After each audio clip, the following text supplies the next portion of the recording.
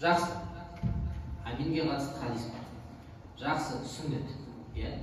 Бірақ іштен айтуды сүннет. Дұрыс па? Енді мына жерде имамға итағат қылу ваджиб. Жамағаттың арасында фитна қылу харам. Не болды қазір? Жаңағы адамның намазы не болды? Біздің намазымыз не болды? Имамның намазы не болды жаңа жерде? Соны қанша адамдарға кедергі қылып отыр, сол адамға күнәсі жазылады. Ол солай. Бір мұстахаб мәселесінде, абзал мәселесінде тек. Жарайды, оны көтеріңіз жарайды. Бірақ итағат қыласаса болады ғой. Міне имам айтты, болды аспаннан бір ойдан өзі міне түстен көріп, пайғамбардың түсінде маған амин іштен айт деп осындай дәлел айтып отырған жоқ қой. Дұрыс па? Аяттарда хадистерден әкеліп жатыр.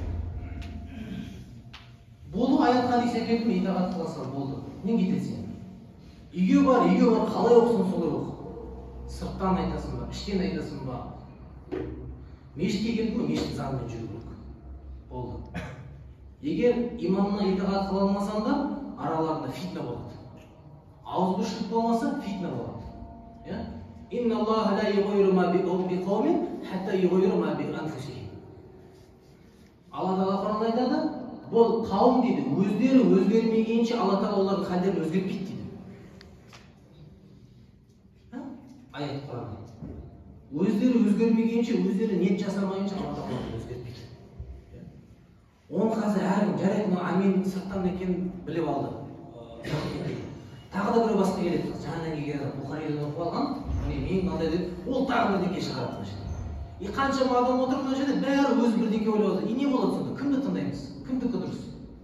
Сол үшін имам бар. Сол үшін жауапты адам. Жарайды, имамдікі дұрыс емес деп ойлайсың ба? Ол соған тапса, сол өзі жауап береді дейді. Бітті. Немесе имамды мойындамайсыңдар ма? Немесе имамды мұсылманға санамайсыңдар ма? Немесе имамды кәпір деп санайсыңдар ма? Онда мешітте не істеп жүрсіңдер деген сұрақ. Келесіңдер, артынан үйсіңдер.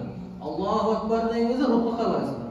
Аллаху акбар деген кезде имам айтқаннан кейін барып сәждеге барасыңдар. Имам айтпай тұрып бармайсыңдар ғой.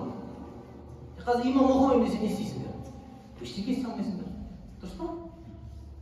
Намазда имамға итағат қыласыңдар. Намаздан суақта имамға итағат қылмайсыңдар.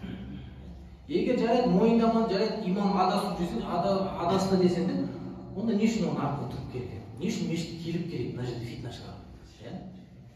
Сол үшін құрметті жамағат, Рамазан айы, мейірім айы, кешірім айы, ауызбіршілік болу керек баршамыз.